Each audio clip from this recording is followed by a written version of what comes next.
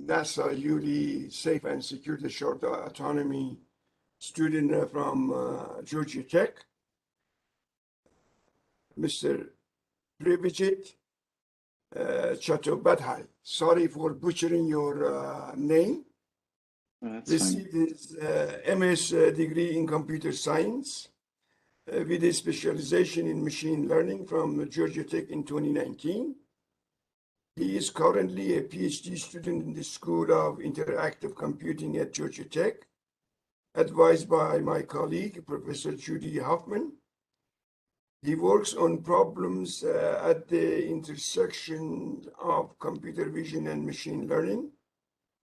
More especially, he's interested in the problem of auto of distribution generalization, in particular in computer vision or setting that involve vision as a modality. He intends to make progress along the following underlying threads. One, appropriately measuring the robustness of trained system in the presence of a wide variety of domain shifts. Two, understanding reason behind poor generalization to novel domains. And three, proposing algorithms to ensure trained systems can effectively leverage the diversity of training time, data source, and distribution. With that, I'm going to let him start his presentation. I am sure there are many of our students are interested in your talk, and I hope they will be very, interactive with your presentation. With that, Stacy, are you start videotaping?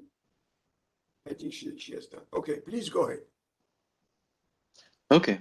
Thank you so much for the introduction, and thank you to everyone else for joining the talk. I'm like really honored to give this talk. Um, so, like Professor Homefer said, I'm a third year PhD student at Georgia Tech. I'm advised by Professor Judy Hoffman, and so the broad sort of thread of my talk today will be on this problem of domain generalization for semantic understanding tasks.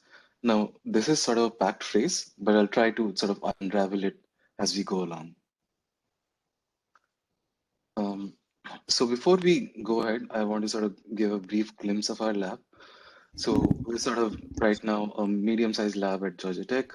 Among many problems that we work on, our primary sort of interests are in domain adaptation, generalization, transfer learning, few-shot learning, coming up with new deep learning architectures, and assessing bias in data and models. And the sort of the overarching thread is to develop efficient and transferable computer vision models. And on the bottom left, you can sort of see like a small sampling of some of the folks in our lab. Okay, so what do I mean by semantic understanding tasks? So in particular in computer vision, what I mean by semantic understanding tasks is any task that involves sort of extracting information from an image. And this information is related to some semantic attributes in the image. So for instance, it could be object recognition, where let's say we want a model to classify what object is present in the image. It could be object detection, where we want a model to localize different instances of an object in the image. Or it could be something like semantic segmentation, where like we want to classify every pixel in the image among a set of classes. Now, clearly, like over the recent years, the complexity of tasks that have been proposed in this space has gradually increased. And with the sort of advent of more and more advanced deep learning architectures, we've made significant progress across such semantic tasks.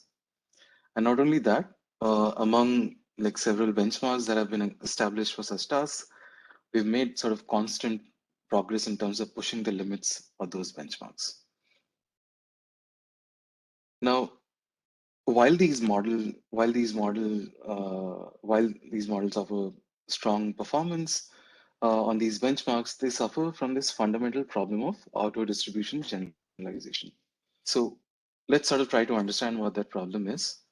So the problem is that So consider this example. So you have a classifier which is trained on real images, and it's fed a real image of a person as input, and it correctly classifies person as the output.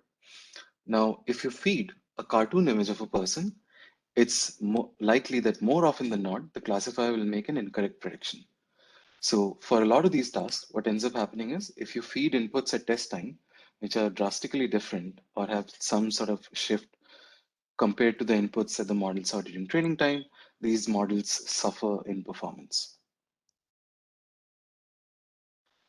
And within this sort of broader problem, there's this sub problem that exists of domain generalization, where the idea is to sort of learn from single or multiple labeled sources of data to generalize well to an unseen target domain in a completely zero-shot manner, right? So the setting is something like I'll give you three kinds of distributions, label distributions, cartoon images, real images, and painting images. And I want you to generalize to sketch images without being able to see any sketch images during training at all. And that's a simple sort of instantiation of that problem, but several instantiations of the problem exist in different settings. And so the general research direction that I've been focusing on is to ensure that vision-based systems can effectively leverage these single or multiple sources of data to generalize well to such novel scenarios. And novel scenarios may not just manifest in terms of change in different kinds of images. It could manifest in several other ways, like we'll look in the upcoming slides. Um, Prior to my talk, when my advisor had given a talk in this seminar series, she had spoken about some of her prior work on this problem in supervised learning. I'm happy to talk about it offline, but I'll skip it for the time being. So what I'll talk about today are sort of two problems. The first one is in the space of embodied navigation. This was published last year. And the second one is in the space of semantic segmentation. And this is ongoing work. So let's dive into the first project. So this paper was titled Robust Nav towards benchmarking robustness in embodied navigation. And in addition to Judy, this work was also in collaboration with my mentors at Allen Institute of AI, Roseway and Ani. So in this sort of paper, we were interested in this task of visual navigation. So what is this task? So a typical instantiation of the visual navigation task involves instantiating an agent modeled after a real robot, such as a locobot, in 3D indoor simulated environments. And once sort of spawned in this environment, the agent is asked to perform tasks based on its RGB and depth observations, which are egocentric, such as go to the house plant, as we can see on the right.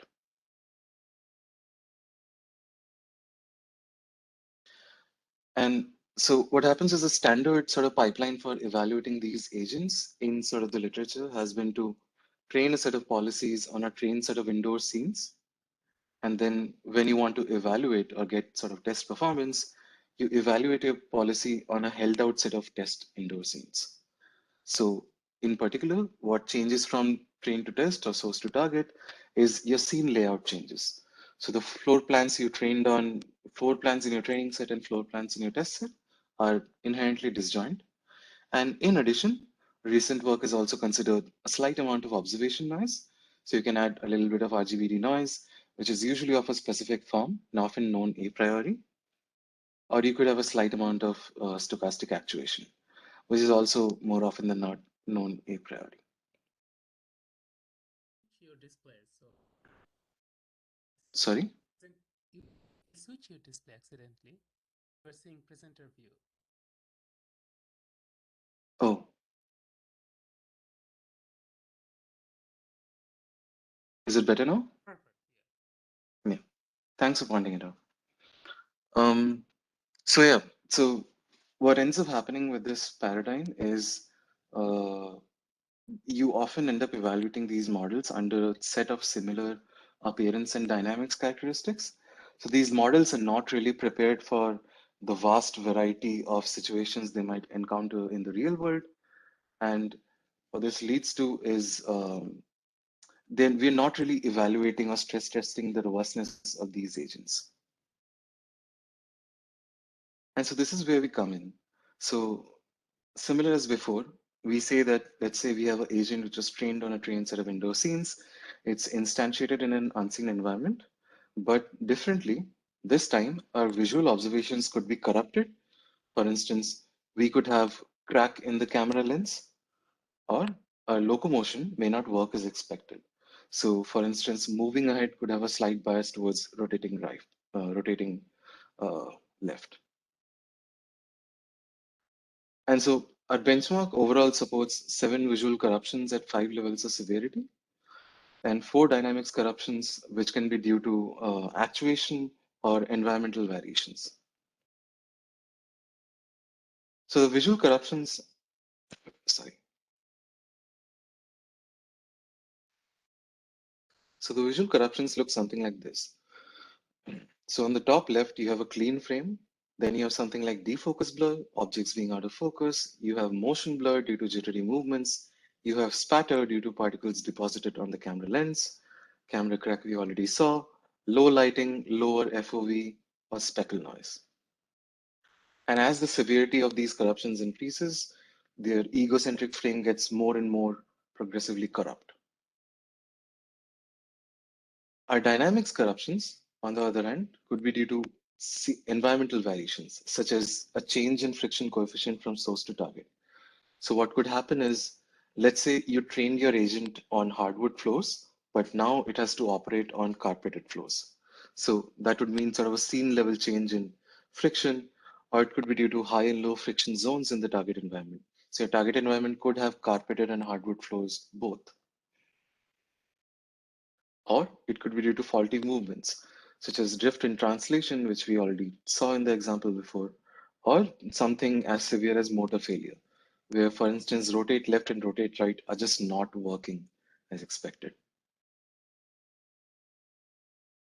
So the two tasks that we cover in this benchmark are sort of fairly popular and sort of thoroughly studied in sort of the space are point goal navigation, where an agent is specified a goal coordinate and is asked to navigate to the same in the environment based on its egocentric RGBD observations and an additional GPS plus compass sensor.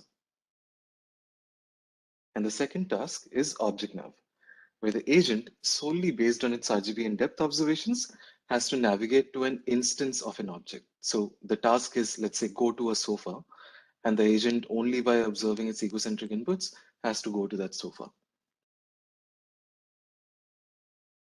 And so our agents have standard sort of discrete actions. Translation is 0.5 meters, move ahead. Rotation rotates 30 degrees left and right. Look up and look down allows the agent to look up and down the camera horizon. And the end action indicates the intention of an agent to terminate an episode.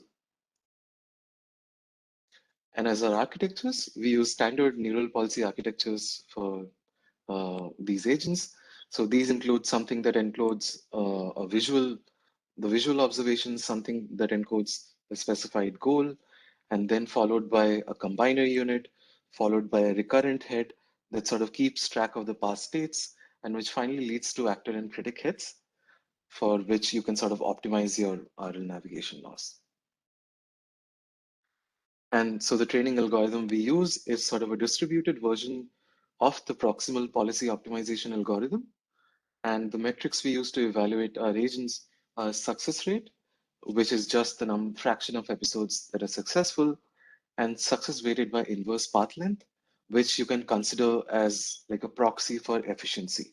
So if your success rate is high, but your SPL is low for an episode, it implies that while an agent is successful, it takes a long time to reach to the goal, which is non-ideal. SPL. Yeah, sorry, go ahead. What was SPL in the previous slide? Yeah. SPL is success weighted by inverse path length. So instead of just averaging the success across multiple episodes, it takes into account the path taken by the agent, length of the path taken by the agent, and the shortest path from the spawn location to the goal. So what it accounts for is if you just take too long to reach to that goal, your score on this metric will be lower, even if you successfully reach the goal. So it's sort of a proxy for efficiency. And that's sort of the primary metric that we care about in embodied navigation. Because we can have agents that can get like tremendous success rates, but very low SPL. Um, okay. So this is a general sort of blueprint of the two tasks. I'll sort of briefly point out a few things.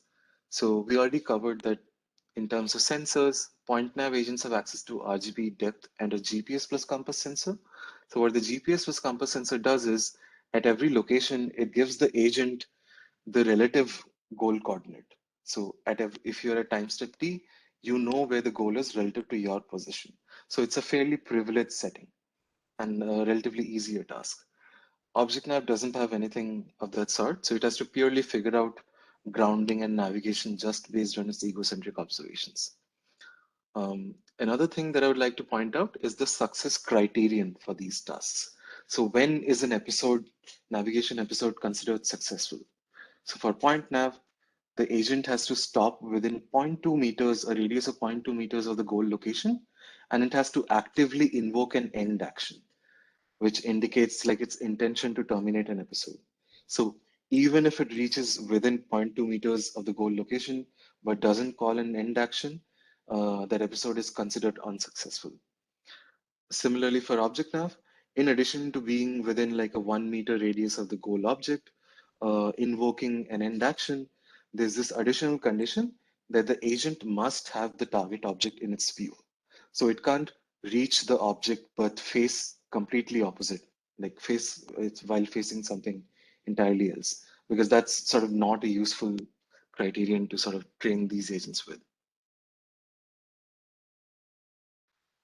And so in total, in this paper, we sort of evaluated trained point nav and object nav agents under sort of 72 configurations, including sensor corruption and severity combinations. Um, and by no means is this limiting. We didn't have to do 72 configurations. Our benchmark supports the ability to combine multiple corruptions within the visual vocabulary, within the dynamics vocabulary, or across the visual and dynamics vocabulary. So that sort of the number of corrupt target environments can become sort of combinatorially very large. Okay, so let's look at how bad are things right now. So this is for a point nav RGB agent, which is trained with egocentric RGB observations. So a trained agent, when evaluated under a clean environment, it gets an SPL of 83.13%, right? If we introduce visual corruptions, we can see that this number goes down significantly. However, if we introduce dynamics corruptions, we see that there isn't that significant of a drop in this performance, which is likely due to the privilege setting I was talking about, having access to a GPS and compass sensor. And if we introduce visual plus dynamics corruptions, we again see a drop in performance.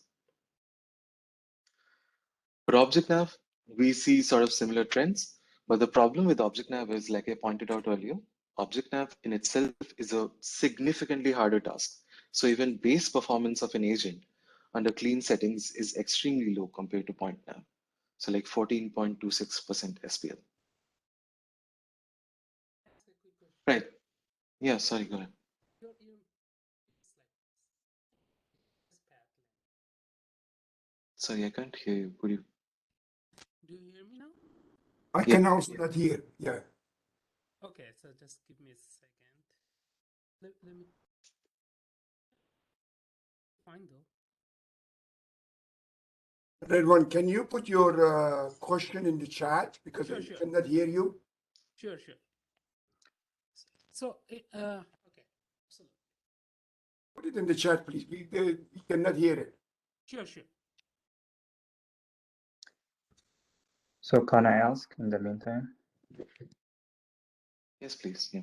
Yeah, so if you apply like any typical data augmentation methods, couldn't you solve the performance drop that happened on the visual aspect of the problem? That's actually one of the slides I was going to get to. We do have some experiments to get some sort of actionable insights. So that slide is coming. Yeah. Okay. Okay, so I'll sort of carry on. Um, so, right, so we see that things are fairly bad right now. So, and again, given that all of our standard neural policies are trained with active critic approaches end to end from scratch with RL, it's very hard to expect zero-shot generalization to corrupt target environments. So instead, what we propose is that within this train and test sort of paradigm, we introduce this calibration step. So the idea here is instead of directly evaluating or deploying your agent in the target environment, let your agent have a few unsupervised interactions in the target environment. So imagine an analog, let's say a policy was trained, it was like deployed on a robot, and that robot was shipped to your apartment. Now your apartment is very different from what the agent saw during training. Now your robot has this calibrate button, which if you press, the robot just roams around for 3 hours or so and figures out what has changed and tries to adapt itself accordingly. And so this is what we sort of call, this is not our terminology, this is fairly standard terminology. Calibration step, where we sort of place a budget on the number of unsupervised interactions that you can have in this target environment to figure out or adapt to changes. Note that during this calibration step, you don't get any supervision. So at best, you can use self-supervised techniques or compare things with some buffer of what you saw during training. So going back to Benazir's question, so we sort of started looking into how good are existing techniques at resisting visual corruptions, right? So to resist visual corruptions, we consider two sort of lines of approaches. The first is for zero-shot adaptation, right? Can we do just aggressive data augmentation or randomization to tackle these sort of corruptions? And for self-supervised adaptation, we consider this approach called policy adaptation during deployment. So the idea here is that during training, you make sure that the visual features used to solve the navigation task are also being used to solve a self-supervised task that doesn't require any labels. Now, what that allows you to do is whenever you're in the target environment, you don't need any supervision, but you can still solve the self-supervised task. And the hope is that if gradients from your self-supervised task and the original navigation task are fairly aligned, then by just solving the self-supervised task for a limited number of steps in your target environment can hopefully improve your navigation performance. And we'll see how well does this work. And so this was the claim in the original paper, but not in the kind of environments that we're sort of operating in. And so the first sort of self-supervised task we consider is action prediction or inverse dynamics. Where given two successive observations, we ask an auxiliary head to predict the intermediate action. And the second sort of self-supervised task is rotation prediction, where given an incoming observation, we randomly rotate it into one of these four bins, 0, 90, 180, 270, and we ask an auxiliary head to predict the rotation bin. Okay, so do data augmentation strategies help? So the dashed line here is performance without any corruptions. So this was the 83.13% SPL number we saw. And so the blue bars are the drop in performance when you're sort of operating in a corrupt environment. If you introduce data augmentation, we see that aggressive data augmentation helps in certain settings, but this improvement is not really consistent across the board. And another sort of caveat with data augmentation while operating with sort of RL simulators is that the stronger your operations, the stronger image operations, stronger your augmentations, the more sort of, I guess, image operations you need to do, which sort of really slows down the frame per second or FPS of your simulator, which makes your training reasonably slower. So there's an efficiency versus transfer performance trade-off that ends up happening, which other papers have also studied. Then we observe that does self-supervised adaptation help? So if we use action prediction as a self-supervised adaptation task. So contrary to the paper that we were borrowing this approach from, we find that using action prediction as a self-supervised adaptation task does not help at all. In fact, it sort of consistently sort of tanks performance in the target environment across the board. However, interestingly, if we use rotation prediction, we can see that in some cases it leads to like fairly sizable improvements. If you consider the case of spatter, and spatter is sort of one of the worst corruptions we can have. So spatter at severity 5 is so bad, as we'll see in the next slide, you can barely sort of see any objects in the frame. Okay, so we saw that in terms of findings, point nav and object nav agents significantly underperform in the presence of corruptions, and sort of this sort of drop in performance is associated with certain idiosyncratic behaviors, such as, so these agents, I was talking about this end action, right? So the agents have to intentionally terminate an episode. So the agents lose this ability. So they either prematurely terminate an episode or don't end up terminating at all, which leads to lots and lots of unsuccessful episodes. And we find that approaches to, at least among the ones we tried, approaches to resist or adapt to visually corrupt environments offer little or no improvements. And so some of the videos that you can see on the bottom here are some examples of an object nav RGB agent operating under these corruptions. And so overall, the goal of this project was to propose a framework to assess the sensitivity of embodied visual navigation agents to visual and dynamics corruptions. And we completely realize that this is only a starting step in this direction. And these sort of corruptions need to evolve more and more as we get more and more calibrated models of or sophisticated models of corruptions in place.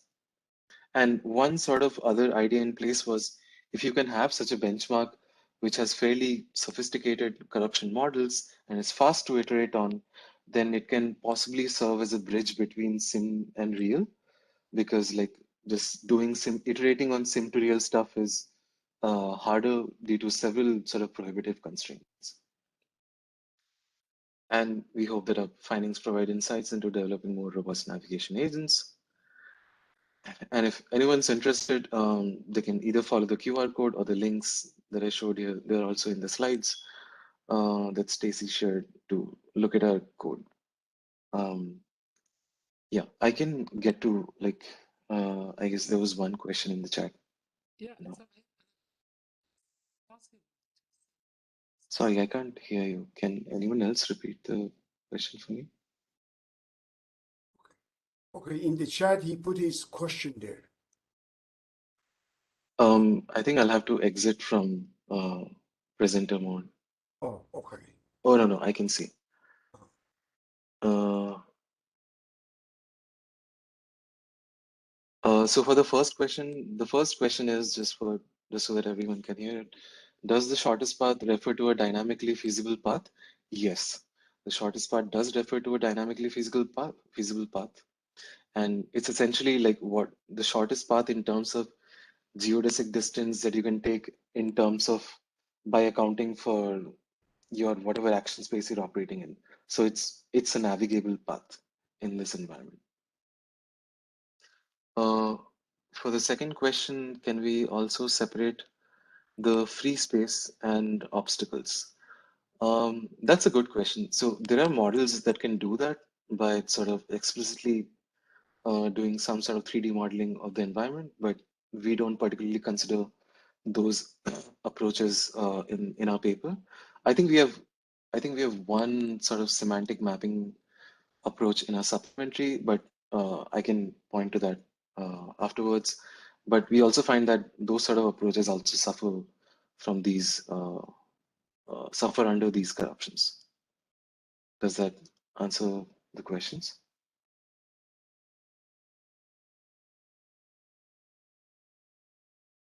Okay, I have a question. So on the self-supervised adaptation, you use a different data set, or you used the data set that you used for the training of the policy?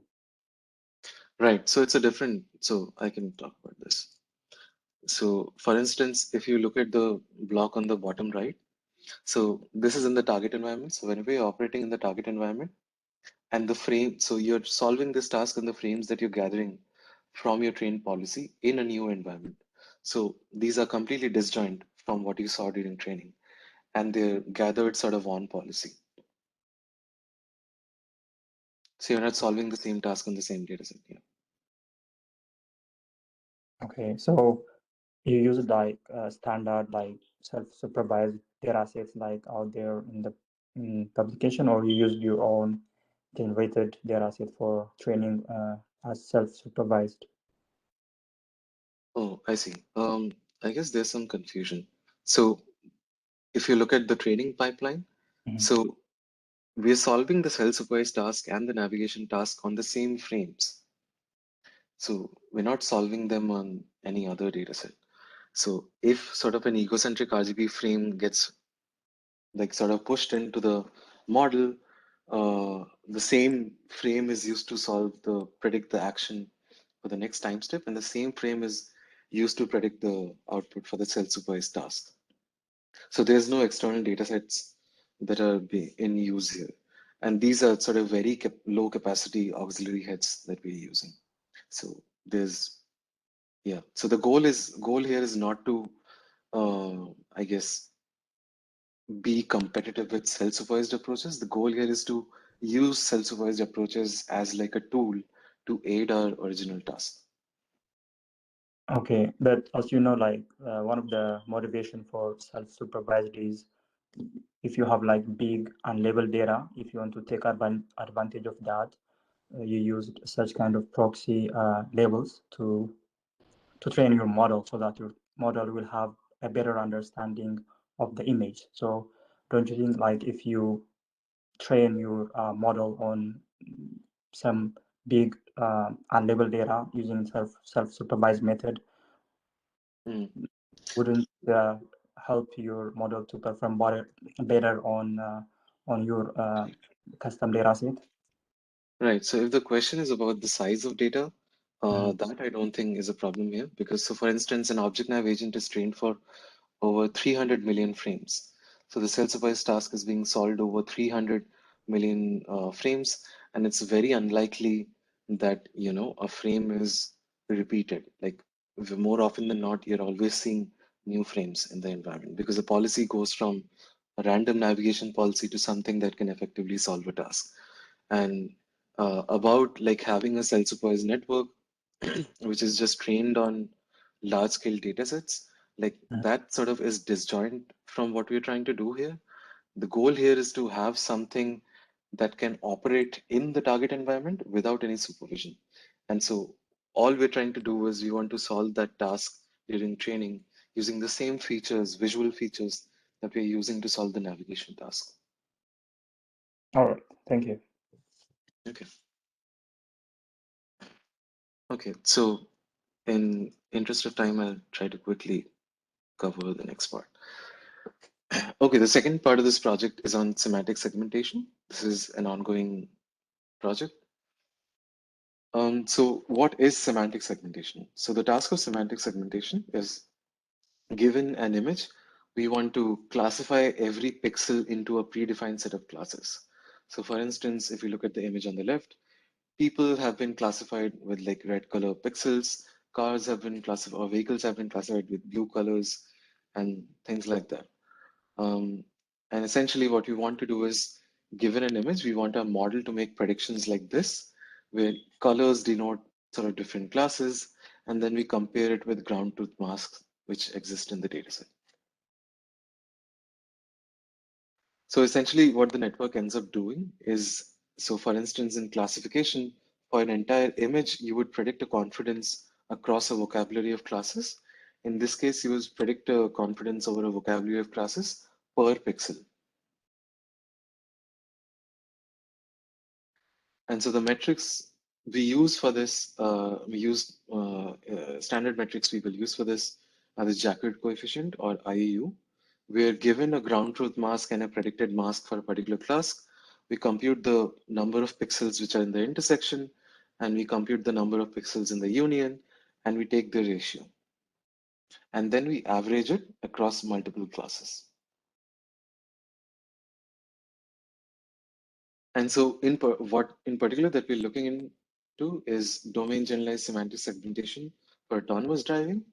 And there are two wonderful MS students at Georgia Tech who are Karthik and Vivek, who are sort of helping me out on this project. And so the generalization setting that we're interested in here is that of synthetic to real generalization. So essentially, we want to train a model on synthetic data, such as self-driving data, such as those gathered from a game like GTA 5. And we want to generalize to real world data, which are gathered from cameras mounted on actual cars roaming around in cities. And so the shift here is again sort of a sim to real shift. Now, if you recall sort of the domain generalization slide I was talking about at the beginning of the talk, this is a slightly difficult setting because in this case, we don't have multiple labeled sources of data. We only have one labeled source of data and to generalize to multiple unknown target datasets. And so this problem is also referred to as single source domain generalization. And so there's quite a bit of work that has sort of come up in the space in recent years, but sort of the common thread across these approaches is either augmentation. You want to expose your model to randomized variations of source, invariance, ensure that your model is invariant to any perturbations of the source images, or any sort of auxiliary objectives or crafted perturbations. So we sort of focusing on this augmentation aspect. So in general, as many of you might be aware, standard augmentations that people use while training segmentation networks are simple sort of photometric transforms such as color jitter, modulating saturation of images. So an augmented image becomes something from left to right, as you can see. In this paper, however, we're sort of interested in frequency space augmentation. And I'll cover briefly sort of what that means. So there's sort of a general sort of empirical understanding in vision is that if you take an image and you perform sort of fast Fourier transform on it, your phase tends to capture relatively more content than your amplitude or the low frequency bands of your amplitude. And consequently, the low frequency band of your amplitude tends to capture style. And by style, I could mean illumination, contrast, and other factors. So there's this paper that came out last year, which is looking into domain adaptation for this task. So in domain adaptation, you do have access to unlabeled target data, unlike our setting. So what they did was they took a source image, they took a target image, they did FFT on both, and they replaced the low frequency band of the source amplitude with that of the target. And then they did an inverse FFT to get the source image in target style. And they show that this leads to sort of good performance in adaptation settings. So here are sort of a few qualitative examples of what this looks like. So on the top row, we have our source GTA 5 images. In the middle row, we have our real images from cityscapes. And in the third row, we have our GTA 5 images in cityscape style. So a source image, a source synthetic image in sort of target style. So it looks sensible in certain cases, but it also doesn't look sensible in certain other cases. So since we don't have any access to target data during training, we decided to think about, what if we just perturb the amplitude spectrums? So if you take an image, you perform an FFT, get an amplitude spectrum, centered amplitude spectrum per channel, and what if we decided to perturb it in some manner? And so along these lines, we tried two things. So the first is amplitude mixup. So in amplitude mixup, what we do is, let's say you're training a model, and at the current iteration, the image outlined as current image is being fed to your model. So before feeding it in, what we do is for that current image, we sample another image, distinct image from the dataset, and we call it the mix-up image. And we perform FFT on both of them, and we replace the low frequency band governed by this parameter beta on band, replace the low frequency band of the current image by a linear combination of that of the current image and the mix of images, low frequency bands, and then we do an inverse FFT to get an augmented image, right? And so there are two parameters that you can vary here. You can vary the band of frequencies that you consider for this operation, or you can vary the interpolation coefficient. And in our experiments, we find that as you keep on increasing the band of frequencies to cover the entire amplitude spectrum, that leads to the best set of results. However, this sort of involves this additional step of, actually sampling a mix-up image from your training data set. So we decided, how about we simplify it even further? Let's not even sample a mix-up image. Let's take an image, do an FFT, get an amplitude spectrum, and just jitter it by some amount. So we just multiply it by some epsilon drawn from this Gaussian centered at 1 with some standard deviation, which is a controllable parameter. And then we do an inverse FFT to get an augmented image. Now, how well does this work? So these are results with a sort of fairly state-of-the-art Deep Lab v3 plus model with a Resonate 50 backbone. And we are testing synthetic to real generalization performance. So we trained on GTA5 and we're evaluating average performance on real world datasets, such as Cityscapes, Berkeley Deep Drive, and Mapillary. The name of the datasets aren't important. What is important is that none of the bars in this sort of chart are like performance on the dataset that it was trained on. So something very interesting happens. So if you look at just a baseline model, one that is just a baseline DeepLab v3 plus model, we find that if we apply the simple amp mix or amp jitter augmentation, it leads to like a tremendous improvement of like 12% mean IOU. And if we apply it to existing state-of-the-art approaches, we find that not only are these augmentations, not only do they improve the baseline performance, they're also complementary to existing state-of-the-art approaches. So, and another sort of interesting thing to note is that if you compare the gray and green bars in the first group with the blue bars in the second and third group, that implies is that by this simple augmentation, by these simple augmentations, you can make a baseline outperform existing state-of-the-art approaches, which either involve extra parameters or extra objectives and stuff. Yeah, this I already covered. And so here are like some qualitative examples. So this sort of shows a difference between the ground truth and the predicted masks. So ideally, this should be all white. And at best, you would see things around the border of objects. So if you look at a baseline model, which is in the first column, we can see that it's abysmal at making predictions. If you look at one of the sort of common augmentation strategies people use, we find that that leads to some improvement, but there are still some mistakes to be fixed. But if you look at amplitude jitter, we find that it's sort of more or less roughly sort of resolves most of the mistakes that Rand Augment was making, but there are still some problems to be fixed. For instance, we're doing really bad at boundary pixels. So we're really seeing stuff at the boundaries of trees, and we're doing really bad at predicting tail classes. So classes which are sort of underrepresented in the dataset, we're doing really bad on them. So the earlier project by no means is complete. We're sort of still figuring out. And so lastly, I just wanted to note some ongoing work that I spoke about. I wanted to point out. This is led by Deepanshi and Ayushi, and Sean and I are helping out, and Judy's advising. So this is for domain generalization for drone imagery.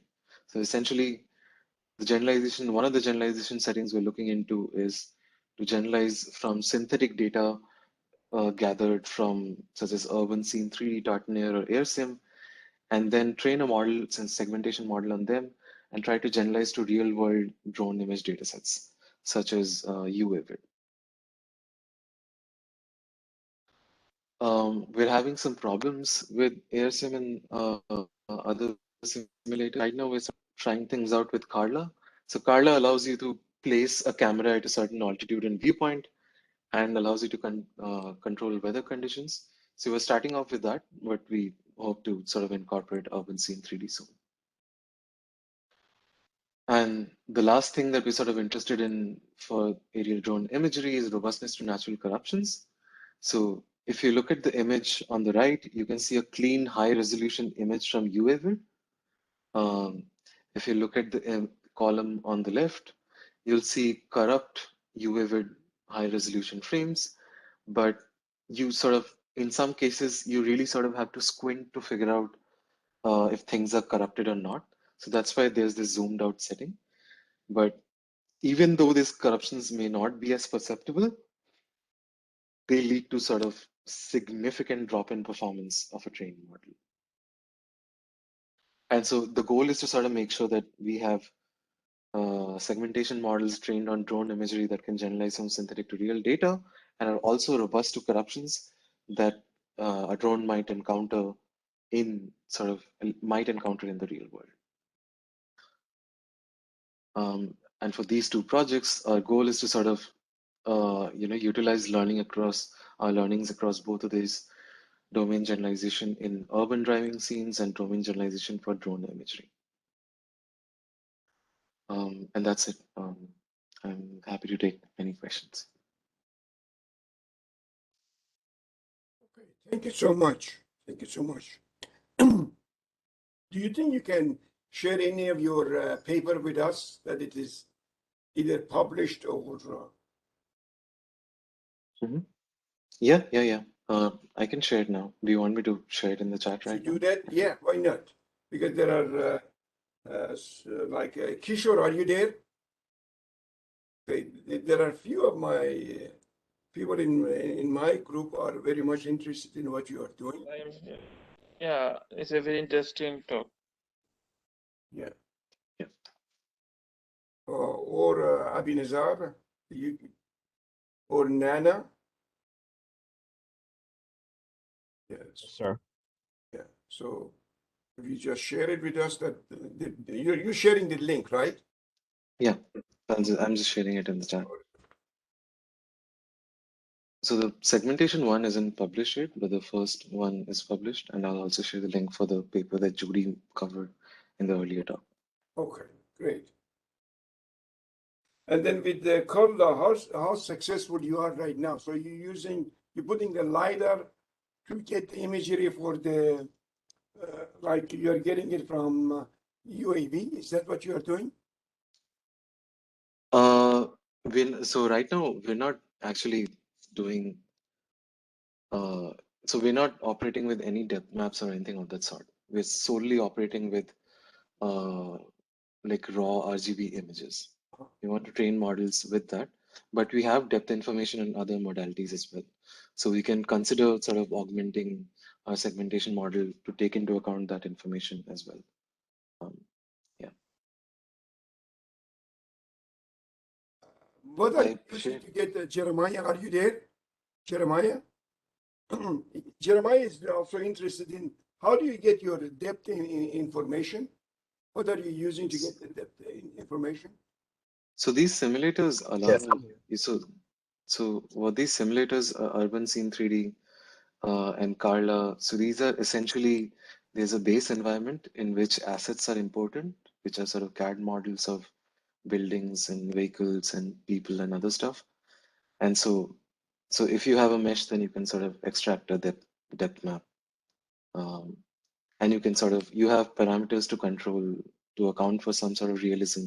Like our depth maps can only be reliable to a certain distance. So there are also those parameters you can control. So these are things that the simulator handles on its own. So we don't have to explicitly account for it. And yeah, if you go to real images, then it becomes a depth estimation problem that we need to, I guess, consider. Yeah, sorry, go ahead. I was gonna say, do you have any papers actually pertaining to the depth? I know you said that it's all based on simulation itself, but as far as your work, do you have any papers pertaining to it? So one of the papers, the first project that I was talking about, indoor navigation. So the agents there use deformation, and we do have some experiments where we have different kinds of depth corruptions. And so yeah, in for that particular setting, yes, for solving RL tasks, depth information helps, but not for the segmentation setting. We're not looking at depth information right now. Okay. Okay. Thank you. I'll email you too also after this. On page 70, can you go there? Page 70, the graph.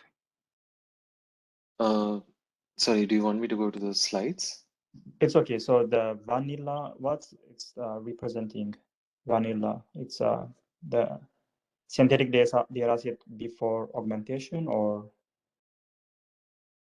Yeah, let me just pull up my slides.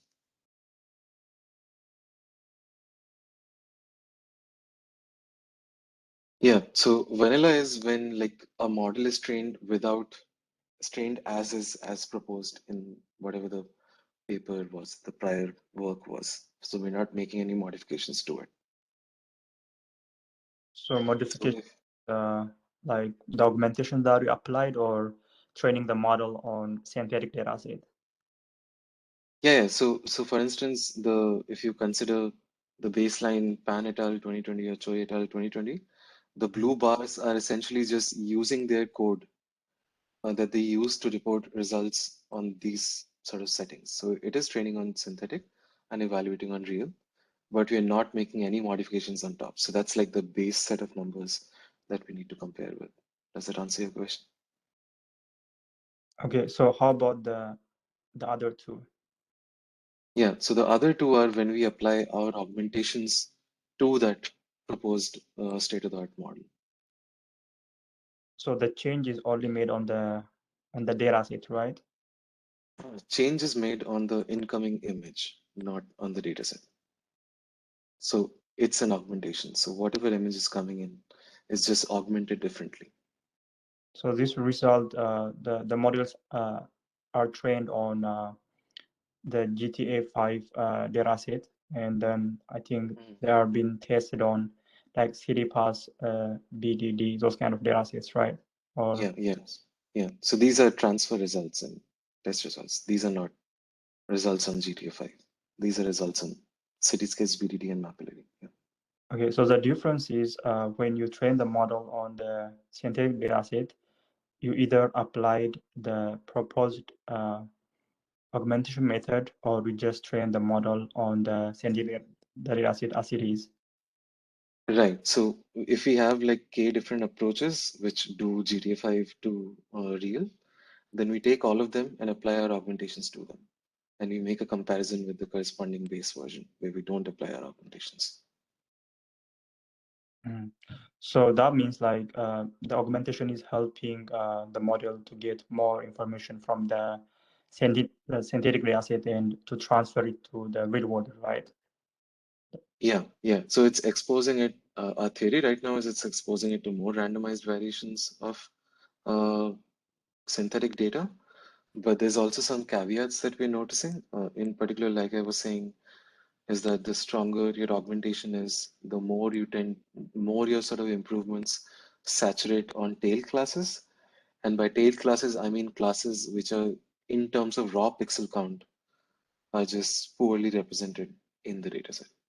So that is still a problem that needs to be fixed. So for instance, something like train appears in only, I don't know, 10 images out of 2000. So that's a fairly underrepresented class. So we're still doing worse on those. So that still needs to be fixed, yeah. Okay, so if your augmentation is, doing good on synthetic data set, have you tried to see how it performs if you apply the augmentation on real data set during the training time? Yes, we have tried it. If you go, instead of going from synthetic to real, if you go from real to synthetic, it doesn't. So if you train on cityscapes and test on GTA5, it doesn't lead to improved performance. But training on cityscapes with this augmentation and testing on BDD and Mapillary leads to improvements. So real to other real improvements hold. synthetic to real improvements hold, but real to synthetic improvements are not holding as of now. So at least it works for real to real. Like if I don't have synthetic data set, you can apply the augmentation and get performance improvement. Actually, I would argue for the counterpoint. Synthetic datasets are very easy to obtain. Real datasets are harder to curate. So I wouldn't necessarily care about the real to synthetic problem. That sort of to me feels like a made-up problem that doesn't really need to be solved. No, The synthetic to real problem. it is like, for instance, you have like not only in self-driving car problem, but computer vision is like a very broad application. So if you have like a data set and instead of applying standard augmentation, I see. you can apply these augmentation methods, and do you get performance improvement on those? Oh, I see. I see your point now. I thought you were in particular just talking about segmentation. So in other tasks, we're sort of running experiments right now. In terms of classification, we're seeing slight improvements. We're sort of still running sweeps to outline when we get improvements on what data sets and when we don't. So that's still under experimentation? Yeah. Okay, thank you. Okay, any other question? There was a question in the chat from, I think, Red One Nevas. Sorry if I mispronounced your name. Is 40% mean IU good enough to solve the self-driving car problem? No, not at all. If you look at GT5 to Cityscapes transfer performance, just performance on Cityscapes by training on GT5 is around 39%, I think. But if you just train on Cityscapes and evaluate on Cityscapes, that number is around 75, if I'm not wrong. So there's still like a significant gap that needs to be covered.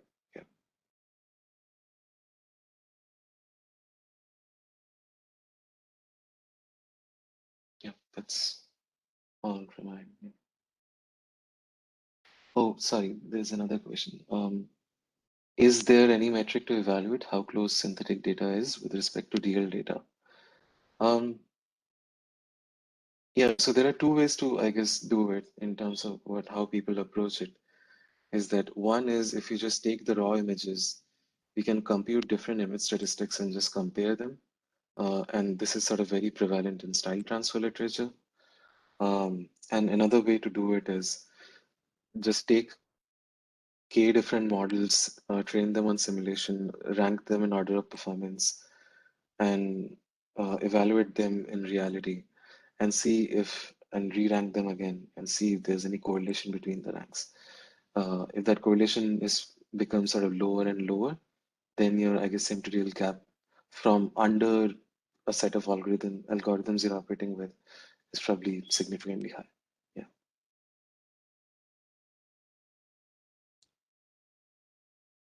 Okay, we have time for one more question in cyberspace. I have a question. Yes, please. So, what kind of problems did you encounter while you tried to take synthetic data from Urban 3D and RC simulators? So we were just unable. So AirSim, all of these rely on AirSim. So AirSim is just like a container for this.